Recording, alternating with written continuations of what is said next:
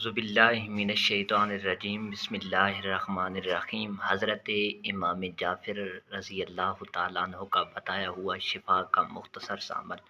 तो आज का वजीफ़ा ख़ुसूसी तौर पे उन मरीज़ों के लिए है जिनको डॉक्टर ने लाइलाज कर दिया है, किसी भी मर्ज़ के अंदर मुब्तला हैं, फ़ादिज के अंदर, कैंसर के अंदर, शुगर के अंदर, अमराज़ मैदा वगैरह या दिल का कोई मर्ज़ है और उन्हें डॉक्टर ने लाइलाज कर दिया है कि अब आपका कोई इलाज नहीं। तो ये इंशाअल्लाह मुख्तसर सा वजीफ़ा हज़रत इमाम जाफ़र सादिक का बताया हुआ अगर आप करेंगे तो इंशाअल्लाह ऐसा मरीज़ जिसे डॉक्टर ने लाइलाज कर दिया हो, किसी का अगर भाई है, किसी की बहन, माँ बाप कोई भी बीमार है, तो ये वजीफ़ा वो ख़ुद भी कर सकते हैं और उनके रिश्तेदार वगैरह भी कर सकते हैं। मर्द भी कर सकते हैं, औरतें भी कर सकती हैं।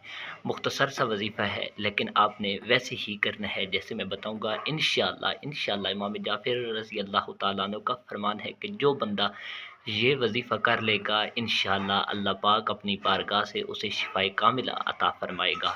तो ये मुख्तसर सा वजीफ़ा है, आपने ख़ुद भी करना है, फिर इंशाअल्लाह इसका आपने अमल देखना है। चाहे आप जिस बीमारी के अंदर भी मुब्तला हैं, डॉक्टर ने लाइलाज कर दिया, या वैसे ऐसी बीमारी है अभी तक डॉक्टर ने लाइलाज नहीं किया, लेकिन फिर भी आपको इस से सेहत नहीं मिल रही, आगे पीछे डॉक्टरों से चेक करा रहे हैं, ख़र्चा कर रहे हैं, लेकिन आपकी जो बीमारी है आपके जिस्म से नहीं निकल रही, तो इंशाअल्लाह आप ये हज़रत इमाम जाफ़र का बताया हुआ शिफा का अमल करेंगे, अल्लाह पाक आपको सेहत अता फ़रमाएगा।